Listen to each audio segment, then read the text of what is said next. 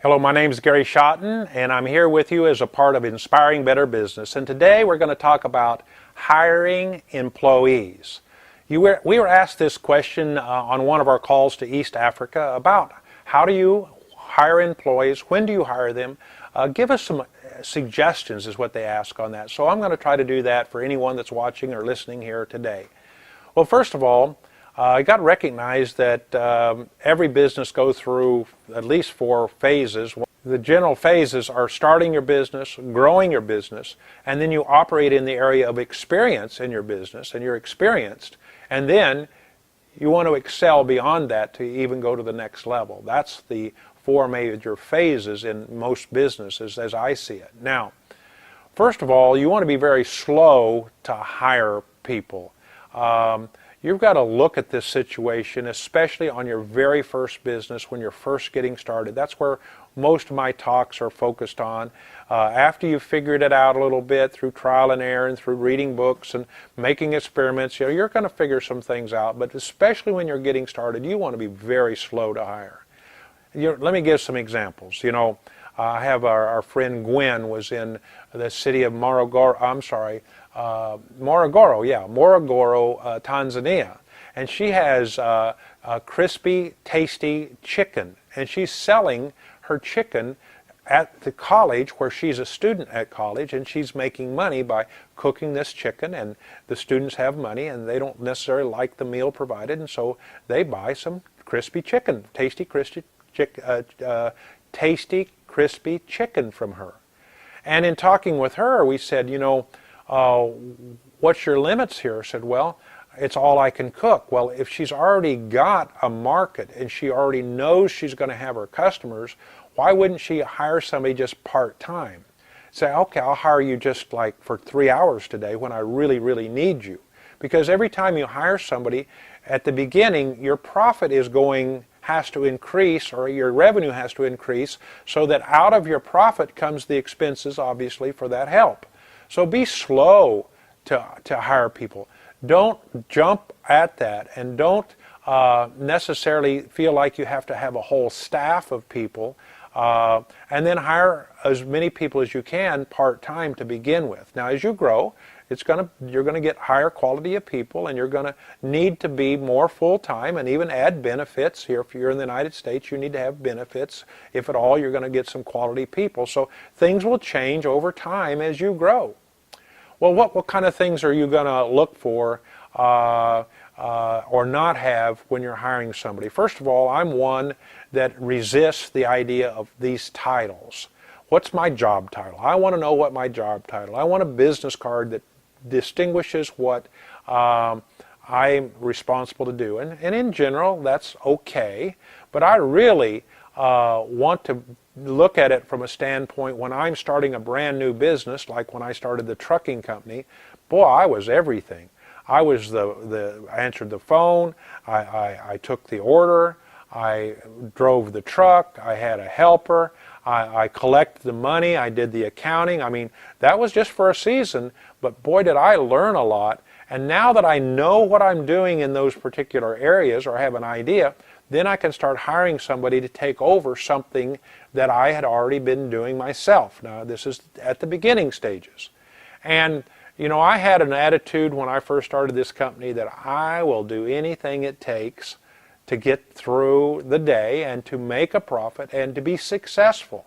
Well, that's what I'm looking for when I hire somebody. I don't want a job title, somebody that's requiring a job title and only limited to certain things. They may be skilled in certain things more than others, but I'm wanting for someone that's willing to sweep the floor, clean the toilet, carry out the trash, willing to answer the phone, willing to type a letter. I mean, anything that needs to come up. I need people that will have an attitude of just about anything that would come in their path. They're willing to jump in with a smile and take care of it. I look for somebody, number 3, that's versatile. If only one person can just do one thing. Well, I can't type. Well, hold it. Then you can't use them there. Oh, I don't do dishes. Well, hold it. You can't even wash up your own dishes? I mean, come on. You want somebody that says, I can almost do anything you ask me to do. Now, I may not be experienced at some of those things, but I'll learn real fast if you'll show me. There's the versatility that you want. I think of one young man that's works at our company here. He is so versatile. He's one of the last people we would see gone because he can do so many things and not afraid to dig in and do it or learn. That's really good.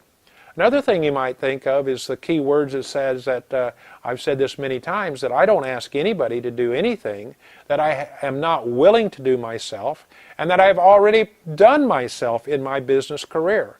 Boy, you better believe I've carried out the trash. Boy, you better believe I've swept the floor. Boy, you better believe I've done the things I didn't want to do, but I'm not asking anybody to do something I haven't already done.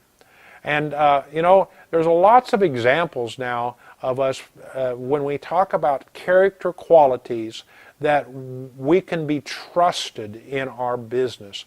Can I trust this employee? Can I trust them with finances? Can I trust them with their time? Are they consciously aware of the time they're spending, maybe answering a phone call that's unrelated to business when I need them now? They have to be really disciplined to be perfect on my list. Now, can you always get perfect? No, but that's what you're looking for. Well, there's a lot of people that they weren't necessarily hired in the Old Testament or New Testament. Boy, they were workers though, and I like the verse 2 Timothy 2:2. And the things that you have heard from me among many witnesses, commit these to faithful men who will be able to teach others. Wow, that's a long verse, but the two key words that I understand are I'm finding somebody that's faithful, and then I will make them able. In other words, I'm not always looking for the most skilled in any particular field if I discover they're not faithful. They're not willing to get to work on time. They're always making excuses, or they're going to jump away from me into another job within a few months about the time I get them trained. I want them to be faithful to me. And so those are some key helps I think would run down the list of people, especially real quickly in the Old and New Testament. Abraham, he was faithful, and God made him able to lead the nation of Israel and change his name to Jacob.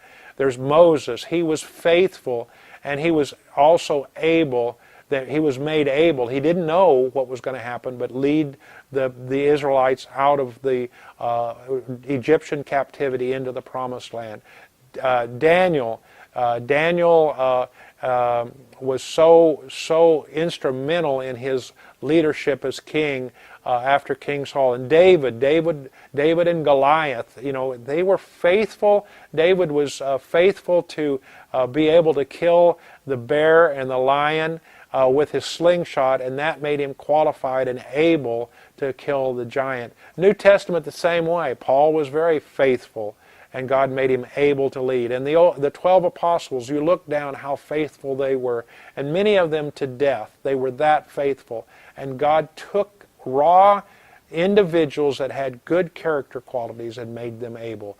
That's what you want. You want your workers to feel good about working for you, and you want to advance them in their personal skills. Many times I use these terms. I say, are you learning anything today while you're working for me? And they say, yeah, I am. I say, well, good. We're creating an environment for you to learn, and I can never take that away from you.